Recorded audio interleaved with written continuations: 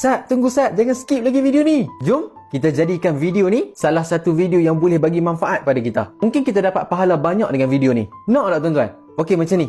Jom sama-sama kita selawat dekat Nabi 3 kali saja. Allahumma salli ala Sayyidina Muhammad.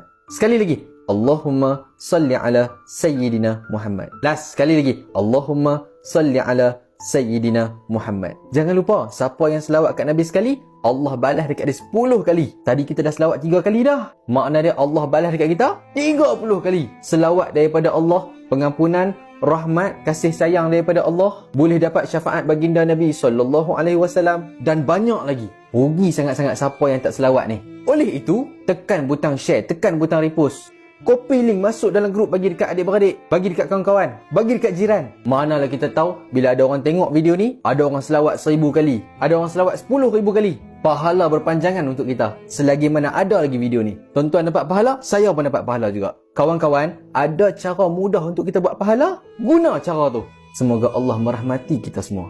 Amin ya rabbal alamin.